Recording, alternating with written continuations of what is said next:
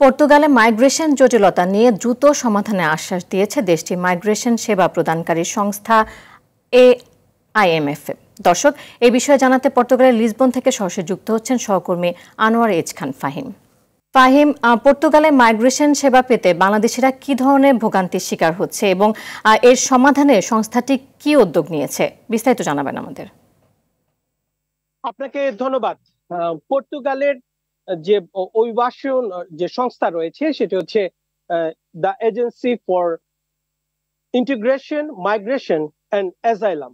এর সংক্ষিপ্ত ফর্ম হচ্ছে AIMA বা আইমা। এটি গত বছরেও বা এটির পূর্ব নাম ছিল ACF বা সেফ থেকে যখন এটি পরবর্তীতে আইমা হয়েছে, আইমা হওয়ার পরে বেশ কিছু জটিলতার সম্মুখীন হচ্ছেন অভিবাসীরা। তারা মনে করেছিলেন যে এই সংস্থাটি অভিবাসীদের জন্য আরো দ্রুততায় কাজ করবে, কিন্তু তা দেখা যাচ্ছে যে আরো দীর্ঘসূত্রিতা বেড়ে গেছে।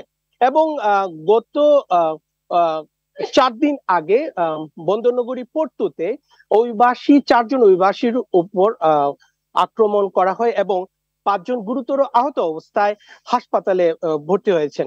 এবং এই ঘটনাটির পরে বন্দরনগরী পোর্তুর মেয়র এবং পরবর্তীতে লিসবনের যে রাজধানী লিসবনের মেয়র আইমার বিপক্ষে কথা বলেন এবং আইমার কার্যকারিতা নিয়ে প্রশ্ন ওঠে।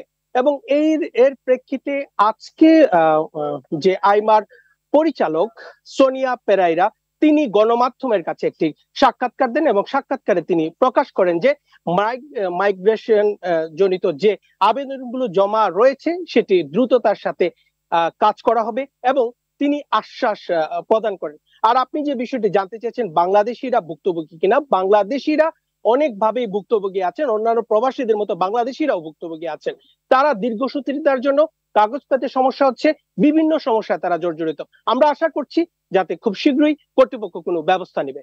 এই ছিল সর্বশেষ। জি, আপনাকে ধন্যবাদ।